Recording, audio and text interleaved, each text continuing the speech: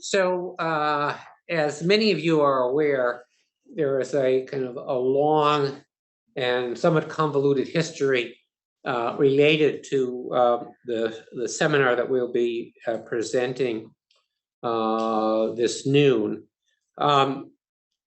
Originally, the project, which is now entitled Project Resurrection, was called Soviet Zombie Weapons.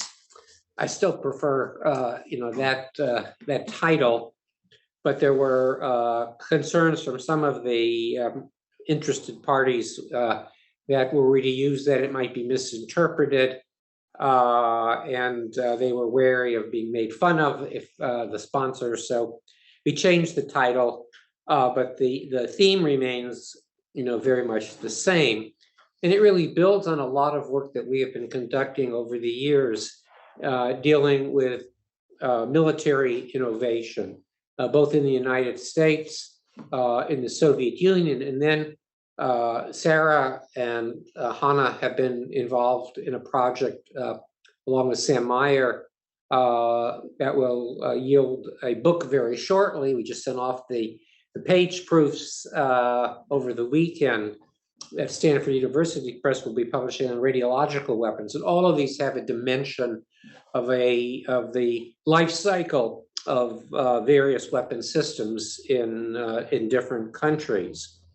More recently, in terms of the focus on Soviet weapons per se, we conducted a study, the we being Michael, Nikolai, Sarah, Hanna, and me, on Russia's novel weapon systems military innovation in the post-Soviet period. And again, there was a kind of an interest in the process by which new systems are developed and deployed. And one of the most interesting and unanticipated findings from that research, which focused on 5 of the so-called novel delivery systems that were currently being developed at the time and deployed by Russia, was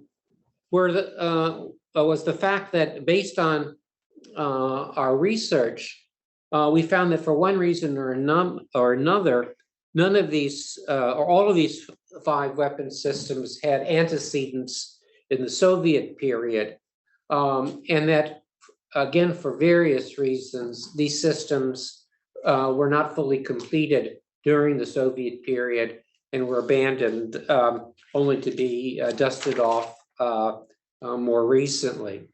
So this piqued our curiosity about the processes that were involved here and led us to hypothesize that there might well be other once promising but discontinued weapon systems that the current Russian leadership could resurrect, and that, like zombies, in the near to midterm. And so in order to explore that possibility, we began to catalog 57 once promising, but at least temporarily halted or abandoned Soviet R&D efforts that we thought Russia might explore again for purposes of development and deployment.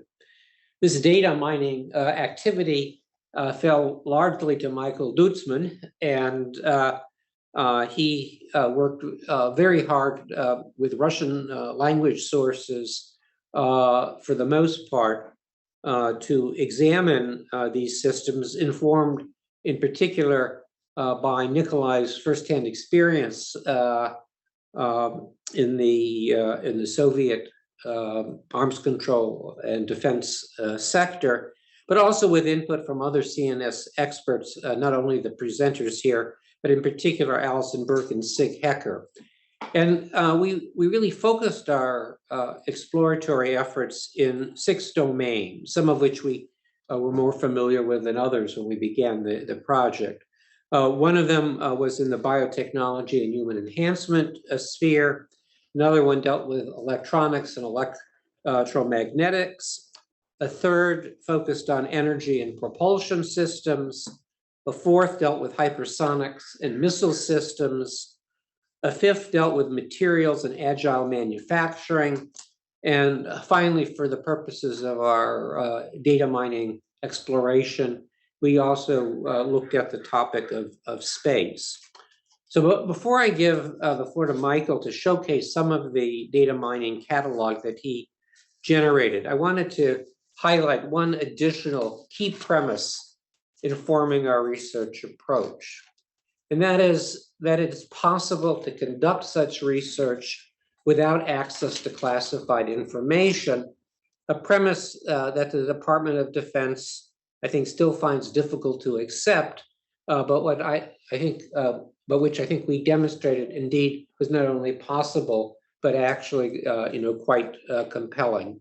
And we'll say a little bit more at the end about where we may be going subsequently with this project, but rather than take more time to kind of set this up, what I'll do is to ask Michael to kind of showcase our catalog, and then maybe Nikolai will say a few words about the military innovation process in the Soviet period.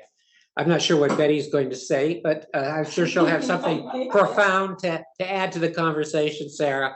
And then hopefully Hanna and Sarah will also say a little bit regarding the case studies on 2 Soviet legacy ASAT systems that we conducted to kind of flesh out the material that Michael had identified in his data mining work. So Michael, why don't I give the floor to you now? Thank you.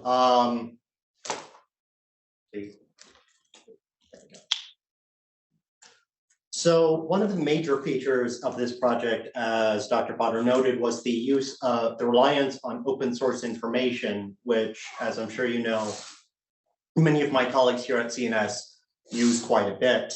However, to understand how it was applied to this project, it is important to understand some of the unique features of the information sphere in post-Soviet and especially early post-Soviet Russia. Part of that was the lowering of the barrier of secrecy and censorship around military policy. So during the Soviet period, even basic defense information such as expenditures and acquisitions was considered secret. And after the collapse of the Soviet Union, this barrier lowered significantly and many archives were opened, including a number that were subsequently closed again, such as the former KGB archives. Similarly, the collapse of the uniparty communist state enabled a discussion, analysis, and critique of Soviet policy, which was previously not possible in open publications. This was also helped by the engineering culture of the Soviet Union, which favored the technician and the engineer and the scientist over the businessman and the manager. And this fed into egos, which made people want to be remembered for the work they did and for the work they did during the Soviet period to also be written down so that people could see it in the future. This led to things like Boris Chertov's massive 4-volume work on the Soviet space program. It's led to corporate histories, both of major Russian research organizations and even research centers of the Ministry of Defense. And last but certainly not least, copyright law enforcement in Russia was very, very poor until at least the mid-2010s.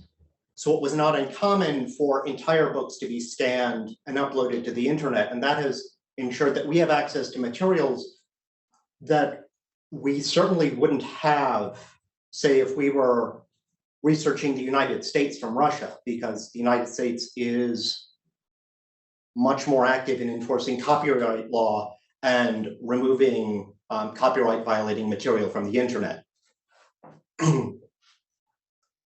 So therefore, we focused on published sources, mostly in Russian, such as corporate histories, memoirs, biographies, historical works, textbooks, academic papers, and magazine articles, as well as internet sources like news articles, blog posts, and websites. As Dr. Potter noted, our partner asked us to investigate 6 main areas. which were biotechnology, electronics and electromagnetics, energy and propulsion, missiles and hypersonics, material science, and space. My primary expertise is in missiles and space, so that is where a lot of the programs I researched were. However, we also found a lot in electronics and electromagnetics. So actually for this, I can probably, okay. I want you, and this. Okay, you, share screen. You, share. So what we made for this is a catalog that showed the names of programs, what type of program they were, who led the research, what the program was about, and why the programs were canceled. Because the focus of this project was on programs that were pursued by the Soviet Union, but did not reach completion and which might be revived by Russia today. The first category was biotechnology and human enhancement. And so what I'm going to do is I'm going to show you the catalog and describe some of the aspects of that particular field that came out in research. So for biotechnology, within the Soviet Union after 1975, almost all advanced biological research was in the biological weapons program. Yuri Ovchinnikov, who played a major role in expanding the biological weapons program after 1975, is rumored to have said, at the Central Committee of the Communist Party, if we offer 10 drugs, no one would support us. Nobody would give us money for medicine. But offer one weapon and you'll get full support. Soviet leadership was simply not willing to expend the hard currency necessary to purchase the materials and equipment necessary for advanced civilian biotechnology research. And this had significant side effects on Soviet society. However, following an incident at a Soviet biological weapons facility in 1979, the United Kingdom and the United States placed increasing pressure on the Soviet and later Russian governments to disclose and eliminate the biological weapons program. This pressure succeeded in eliminating the civilian side of the program called biopreparat, but it was not successful in getting Western researchers and inspectors access to the Russian Ministry of Defense's biological weapons labs. It is therefore not clear if the program ever actually ended, and there is ongoing construction on it at least one of those facilities today. Second,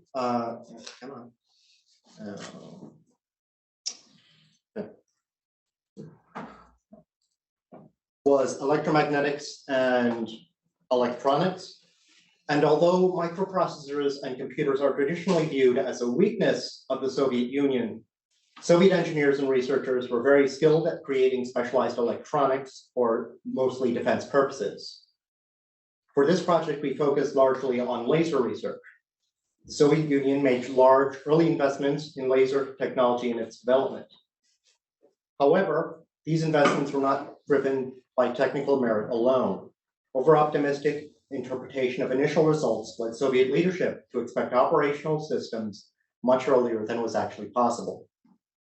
The organization created to manage this development had two consecutive ministers of defense install close relatives to the organizational leadership. This was actually a carryover from disputes in missile development. And it created political incentives to continue funding projects that were impractical with the technology of the time.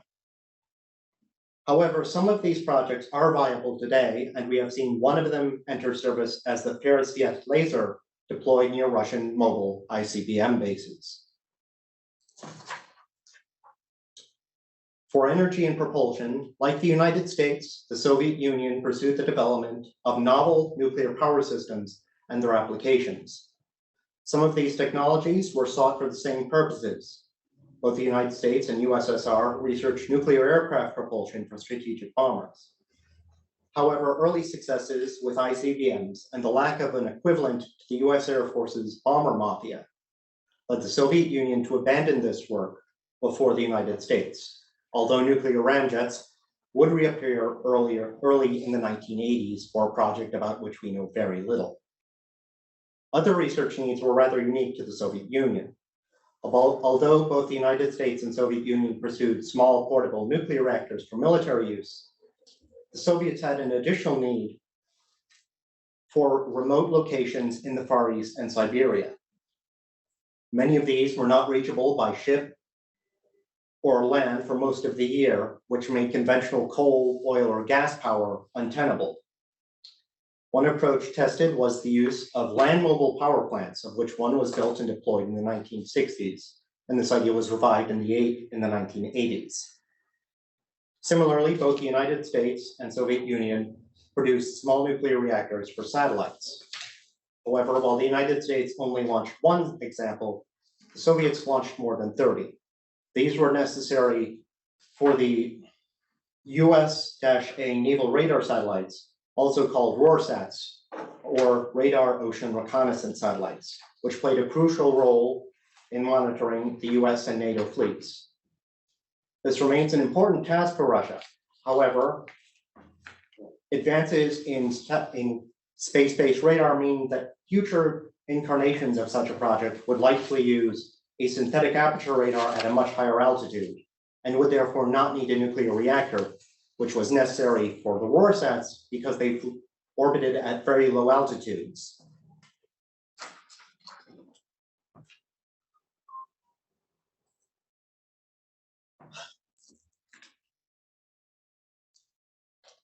The travails of the Soviet ballistic missile industry are emblematic of both the triumphs and pitfalls of the Soviet system more broadly. The Soviet government invested significant resources in developing, testing, and manufacturing an intercontinental ballistic missile fleet equal to its American counterpart.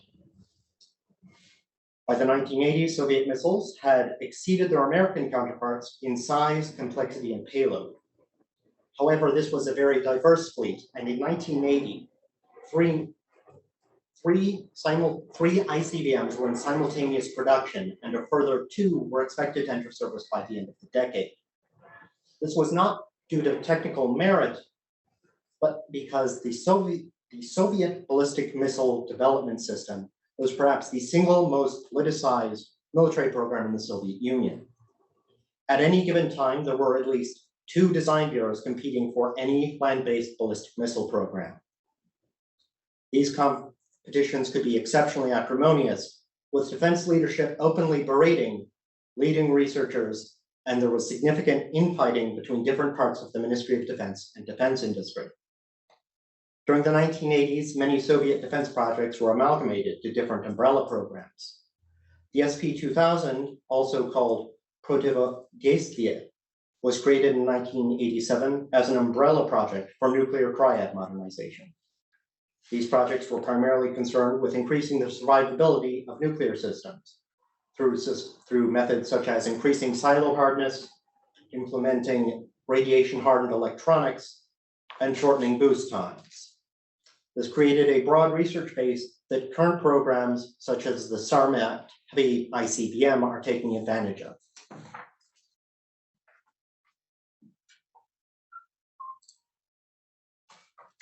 The Soviet Union also maintained a materials science and manufacturing research infrastructure that was generally equal and in some cases superior to its Western counterparts. The research institutes and laboratories dedicated to these fields primarily served the needs of the defense industry.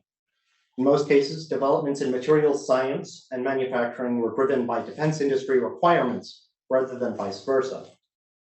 Thus, the development of a new material or fabrication technique would not be a project unto itself, but a key component of a larger defense program.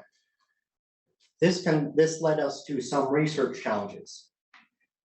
Histories of Soviet military programs generally focus on either the contributions of particular organizations or the most interesting technical aspects. Given that these histories are rarely written by experts in materials science, the development of new materials techniques often receives little attention in publications. For example, in discussing the airframe of the SSN-6 Serb submarine-launched ballistic missile, the Makeyev Bureau notes that early versions were produced by a process of chemical milling, while later versions were produced with traditional mechanical machining. However, the organizations responsible for the development and production of this specialized equipment are unidentified. As a result, we organize this section not as a series of discrete projects, but as a collection of specialized material science capabilities and fabrication techniques that were under development or mastered during the Soviet period. Some of these capabilities were lost during the collapse of the Soviet Union.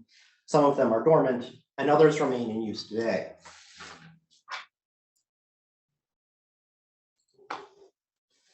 Lastly, the Soviet Union made significant investments in space technology. Some of this was for national and scientific prestige, while others were for military effectiveness or denying access to the space for military adversaries. This was backed up by strong programs for the development and manufacture of satellite launch vehicles to ensure routine access to space. Soviet Union also invested significantly in ballistic missile defense and anti-satellite programs. Funding for these programs increased in the 1980s, especially after the announcement of the US Strategic Defense Initiative. These programs, however, conflicted with Gorbachev's foreign policy objectives, and this conflict, combined with Gorbachev's occasional indecision, led to many unclear or contradictory orders from Soviet leadership. These issues caused frustration among developers and likely contributed to Gorbachev's problematic relationship with the military and defense industry. Okay, thank you, Michael. I think Michael's given you kind of an overview of the different areas that we explored. I think you can't really begin to capture in a kind of oral presentation the scope of materials that Michael unearthed and the manner in which they've been kind of categorized. So that's what was fascinating for many of us. I think what I'll do now is turn to Nikolai, who may be able to kind of place this in some historical context. Nikolai, we haven't really rehearsed this, but I think given your familiarity with the defense industry and your work while you were at the foreign ministry with a number of these bureaus, perhaps you could share a little bit of your own kind of personal perspective and how you were able to provide us with some guidance as we went about our examination of the military innovation cycle with respect to these different systems that Michael has touched upon. Yes, thank you, Bill. So basically, yes, I worked at the foreign ministry, but by the end of the Soviet Union, in the last years of the Soviet Union, the system was opening. So for the first time ever, in fact, Soviet diplomats obtained access both to the military and to some extent to the defense industrial complex, to defense industry. I would not say that every diplomat, but there was quite a bit of access. And so yes, I was in a way actually lucky because I did interact with a number of design bureaus, the defense industrial ministries. Also, I knew personally quite a few people from that community. Well, in fact, I even participated. I was in discussions about selection, some defense programs, primarily in strategic weapons, of course. What can I say about that? The interesting thing about the Soviet defense industry, and especially about the research and development side of the defense industry, was that the net was cast extremely broadly. The nature of the Soviet system, the defense industry, first of all, was such that research and development was not actually limited to specific weapons. Well, it also included a lot of applied research. But in fact, the kind of research that in other countries would not be classified.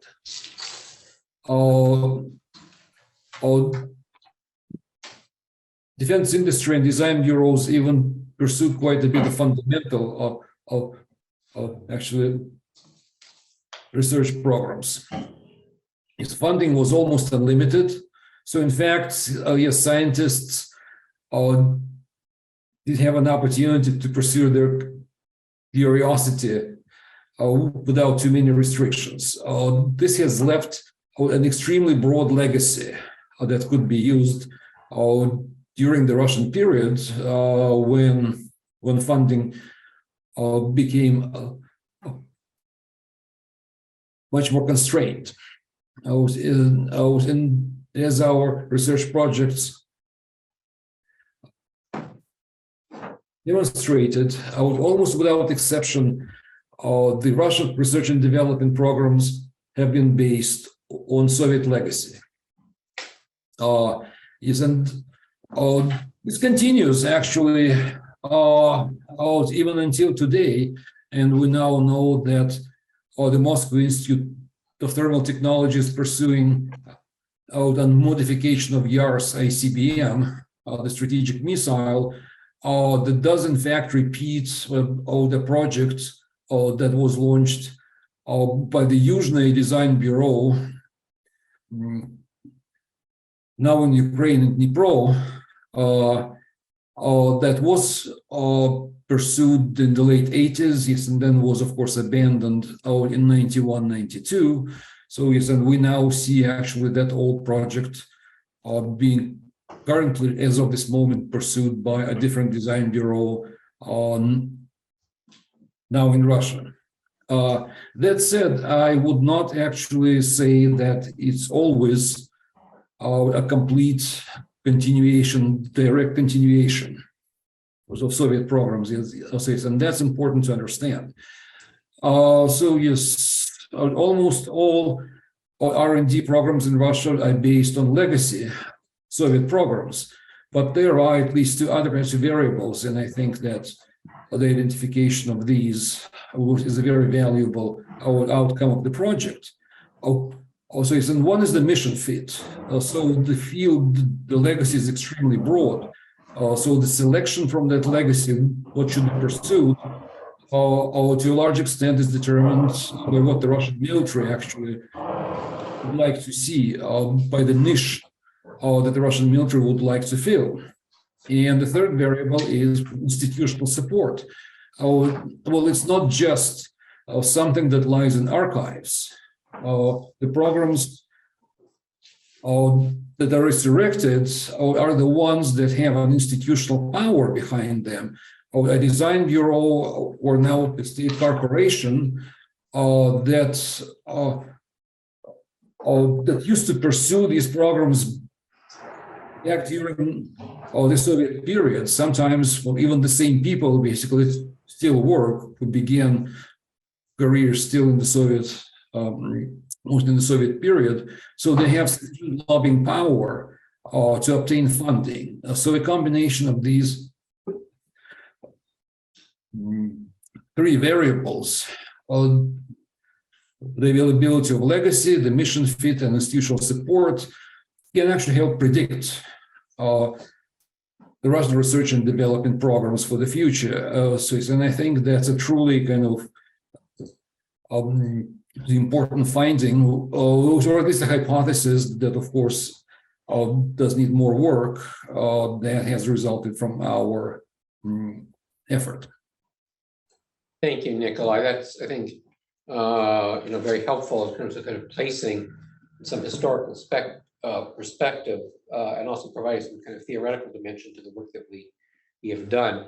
I think to maybe illustrate a little bit more clearly how our research proceeded, I'll turn to Sarah and to Hanna, who undertook 2 case studies building upon the data mining that Michael provided and taking into account both the theoretical perspective and the knowledge that Nikolai possessed on a first-hand basis.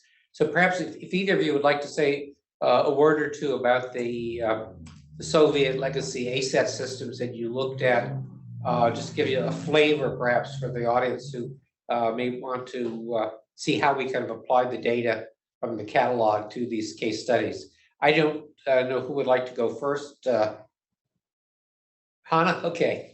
Well, yeah, thank you. So, yeah, what Sarah and I did actually very much in collaboration with Michael and Nikolai is take a deep dive into some of these ASAT systems to do a more fleshed out case study supported by primary source data, mostly Russian language, but also some English language. And what we started doing initially, Nikolai just mentioned sort of 3 criteria that can be instructive for figuring out which of all these legacy systems that Michael has cataloged might be candidates for revival: the availability of a reasonably advanced R&D program from Soviet times, a mission fit, and institutional support.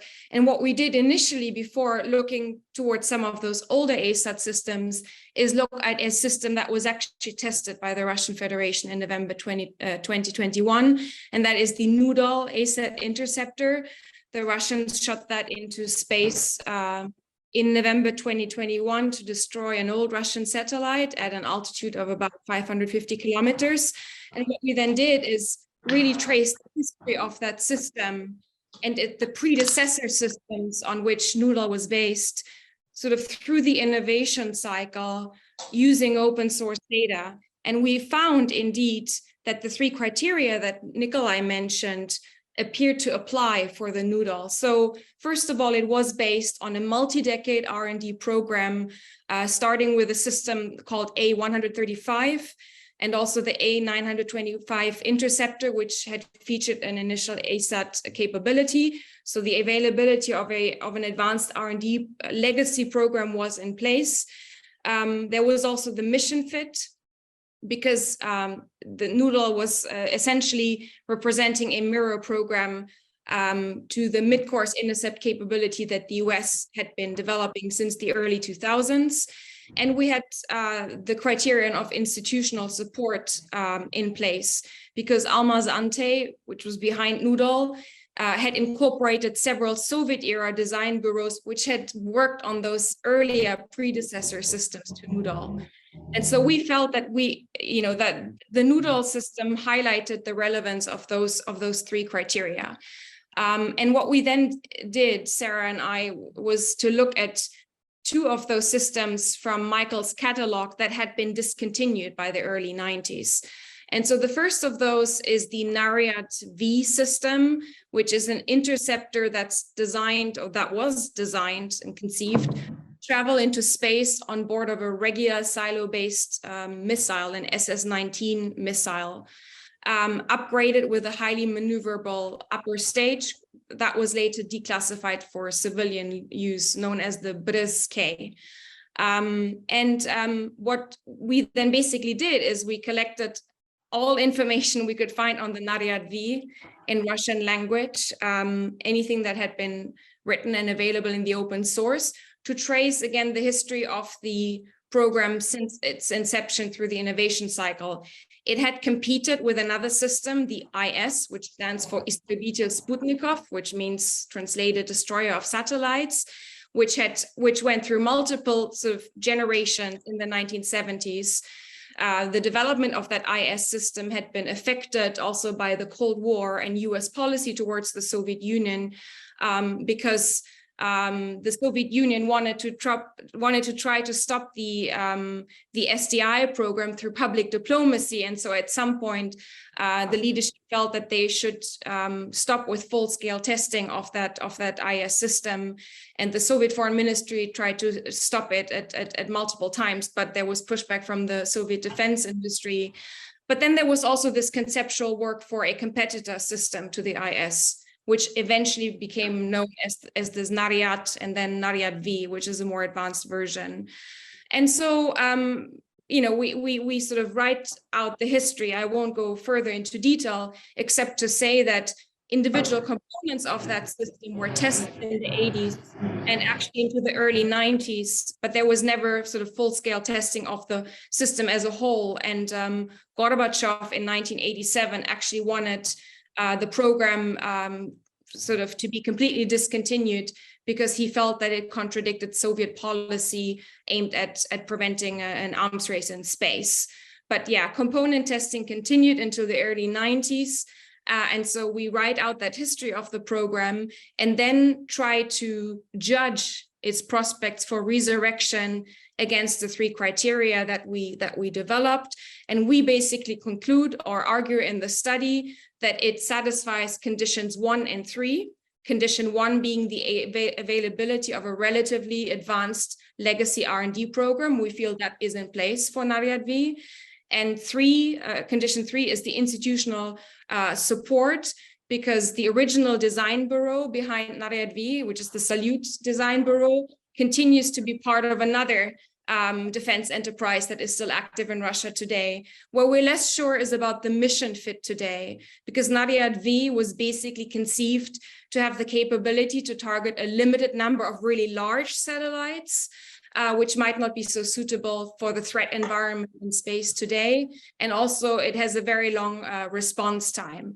And so we have sort of a mixed conclusion regarding the prospects of resurrection for that particular system. Sarah, do you want to go through the other system? Yeah, thank you so much, Hanna. That's great. So I'll build upon what Hanna said and sort of pick up where she left off. Again, I was focused here on two specific ASAT systems, Cascade/Skiff, and I'm saying slash because they're relatively similar to one another. Both of them were designed by NPO Energia. And as we describe in our research, they were probably some of the most ambitious and complex of the missile defense and ASAT systems that the Soviet Union pursued. And essentially, as I indicated, they're pretty similar to one another, but they're essentially two versions of the same satellite platform. So Cascade was meant to have space-based missiles as part of it, and the other was supposed to include a laser, which was Skiff. And both of them were designed, in contrast with the system Hanna was describing, to be carried into orbit either with a Proton K rocket or as a payload on a Buran type shuttle, and then to remain in orbit for a long period of time where they would be sort of periodically, refueled and serviced by the Buran space vehicle. Much as Hanna described with her system, Skiff was terminated in 1987 after an unsuccessful test. And then by the early 1990s, basically all of the work on Cascade had been canceled. So same kind of time frame that we're looking at here, by the early 1990s, these were no longer under development anymore. It's interesting to look to some extent at sort of the parallels with the American, pursuit of the Strategic Defense Initiative. As we noted in our project, both Cascade and Skiff, and I would venture, to some extent the other systems we looked at as well, suffered from some of the same shortcomings as SDI. They were very ambitious, they were extremely expensive, and they required, to some extent, technology that maybe wasn't really ready for prime time at the moment when they were under development. But also drawing upon these parallels, missile defense in the United States has experienced quite a revival. And so that kind of led us to ask, what is the likelihood that Skiff and Cascade might similarly be revived today as well? So just as Hanna outlined in my case studies, again, very much in collaboration with Nikolai and Michael and Hanna, we tried to answer that question by evaluating the two systems based on those three criteria that, as Hanna described, we identified as being important. So what we found was that with respect to criterion number 1, which, as you'll remember, is the availability of a reasonably advanced legacy system, we found kind of a mixed picture. So Cascade, by the time it was canceled, probably was ready for full system tests, but Skiff, on the other hand, was facing logical and engineering hurdles, and it was not really ready for testing by the time that it was canceled. So what we thought preliminarily on the basis of just that first criterion is that maybe Cascade would be a good candidate for resurrection, but Skiff would take a little bit more work to sort of get it ready to go. With respect to criterion number 2, however, we found almost completely the opposite. So again, it was a mixed picture, but as Hanna noted in her presentation, ASAT systems today need to be able to incapacitate thousands of small satellites, in contrast with a few number of very large satellites, which would have been kind of the mission in the 1980s. And so when we're looking at the mission fit of these systems, we felt like Cascade seemed to be kind of a bad fit because it would have been, a large number of space-to-space rockets that would have been vulnerable to an attack. So that didn't seem like a particularly good mission fit. But SCIF, might be able to be technologically enhanced to blind or incapacitate that large number of satellites that it would need to be able to incapacitate. The question, of course, remains, though, what would the cost of doing that be? And that is the question for a lot of these systems. With respect to criterion number 3, which, as you remember, is the availability of institutional support, just as Hanna described in her presentation, the designers of SCIF and Cascade are active. They, remain influential within the Russian defense industry. And in fact, in 2017, the Energia Corporation demonstrated a next generation military satellite platform. And it's conceivable that that could even accommodate sort of a new version of either SCIF or Cascade that would involve blinding lasers. So the bottom line, just to wrap up, it is possible that both of these systems could be revived and might even be appealing today, we thought. But on balance, we think that the enhanced version of SCIF might be a little bit more attractive than Cascade. Of course, whether that actually ends up going forward depends on a lot of factors, just as it does in the United States, like, the future of Russia's space program, the availability of financial resources, as I mentioned, quite expensive, and even other credible threats having to do with US and Western assets in space. So there's kind of this landscape of, internal and exogenous factors that will probably determine ultimately whether these systems are ultimately revived. But at least what we've done here is kind of lay out the circumstances under which that could potentially happen and explore some of the factors that would make that determination. So Bill, maybe I'll hand it back to you. Okay, thanks so much, Sarah and Hanna. I think one of the most interesting aspects of this research is that unlike Nikolai, who was a full-fledged Soviet Foreign Ministry official, a specialist working on verification issues in the arms control negotiation space, Michael, Hanna, and Sarah, in fact, were not missile engineers, did not work in the Soviet defense industry, and yet were able to use their language skills and their familiarity with the literature dealing with military innovation to actually, I think, make rather startling, at least very significant findings, which they've conveyed to you very, very briefly today. So I think it demonstrates the accessibility to this issue for individuals who know something about decision making, who have the language skills and are able to access these publicly available, although some may be rather difficult to find, sources. You don't need classified information to, in fact, do this kind of research. So I find that every time I hear them present on this topic and work with them, I'm really impressed with what you were able to do, whether you're based in Berlin, Vienna, or Monterey.